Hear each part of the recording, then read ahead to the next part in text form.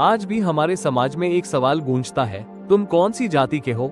और जब कोई कहता है मैं चमार हूँ, तो कुछ लोग हंसते हैं, कुछ ताने मारते हैं। लेकिन क्या आपने कभी सोचा है ये चमार शब्द आया कहाँ से? किसने इसे बनाया और क्यों एक मेहनतकश समाज को नीचा दिखाने के लिए इसका इस्तेमाल किया गया? आज हम सच्चाई को समझेंगे जो इतिहास ने छुपा ली थी। हजारों साल पहले, जब न राजा बिना सेना के टिक सकता था, न सेना बिना हथियार और कवच के, उस समय चमड़े का काम सबसे जरूरी था। युद्ध में सैनिकों के जूते, ढाल, कवच, घोड़ों की काठी सब चमड़े से बनते थे और ये सारा काम एक विशेष कौशल वाले कारीगर करते थे, जिन्हें संस्कृत में कहा जाता था चर्मकार, यानी चमड़ा बनाने वाला। ये लोग समाज के लिए उतने ही जरूरी थे जितना किसान या लोहार। उस समय ये पेशा सम्मानित था, लेकिन वक्त बदला। समाज में ब्राह्मणवादी सोच ने जड़ें जमा ली। मनुस्मृति जैसी किताबों में लिखा गया कि समाज को 4 वर्णों में बांटा जाए, ब्राह्मण, क्षत्रिय, वैश्य और शूद्र, और जिनका काम सफाई, चमड़ा या गंदगी से जुड़ा हो उन्हें अस्पृश्य घोषित कर दिया गया। यानी जो लोग समाज की सबसे अहम जरूरत पूरी कर रहे थे, उन्हें छूना भी पाप बता दिया गया।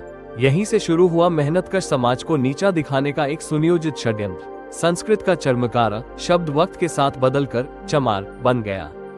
असल में इसका मतलब था चमड़े का कलाकार, कारीगर, हुनरमंद। लेकिन ब्राह्मणवादी मानसिकता ने इस शब्द को गाली में बदल दिया ताकि मेहनतकश जातियां कभी अपना सिर ऊंचा न कर सके। ये सिर्फ एक शब्द का अपमान नहीं था, ये पूरे समाज की इज्जत छीनने की कोशिश थी।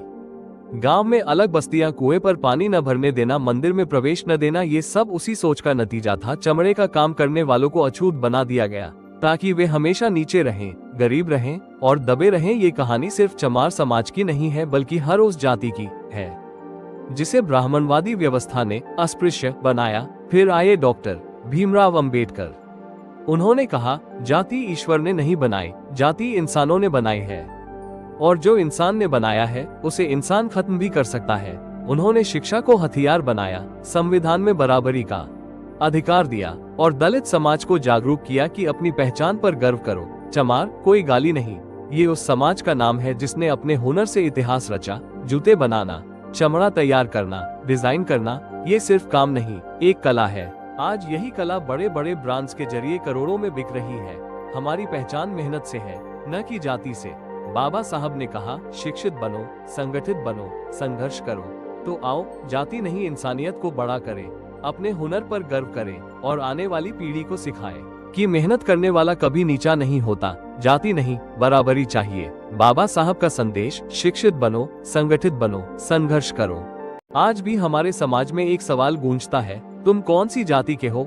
और जब कोई कहता है मैं चमार हूँ, तो कुछ लोग हंसते हैं, कुछ ताने मारते हैं। लेकिन क्या आपने कभी सोचा है ये चमार शब्द आया कहाँ से? किसने इसे बनाया और क्यों एक मेहनतकश समाज को नीचा दिखाने के लिए इसका इस्तेमाल किया गया? आज हम सच्चाई को समझेंगे जो इतिहास ने छुपा ली थी। हजारों साल पहले, जब न राजा बिना सेना के टिक सकता था, न सेना बिना हथियार और कवच के, उस समय चमड़े का काम सबसे जरूरी था। युद्ध में सैनिकों के जूते, ढाल, कवच, घोड़ों की काठी सब चमड़े से बनते थे और ये सारा काम एक विशेष कौशल वाले कारीगर करते थे, जिन्हें संस्कृत में कहा जाता था चर्मकार, यानी चमड़ा बनाने वाला। ये लोग समाज के लिए उतने ही जरूरी थे जितना किसान या लोहार। उस समय ये पेशा सम्मानित था, लेकिन वक्त बदला। समाज में ब्राह्मणवादी सोच ने जड़ें जमा ली। मनुस्मृति जैसी किताबों में लिखा गया कि समाज को 4 वर्णों में बांटा जाए, ब्राह्मण, क्षत्रिय, वैश्य और शूद्र,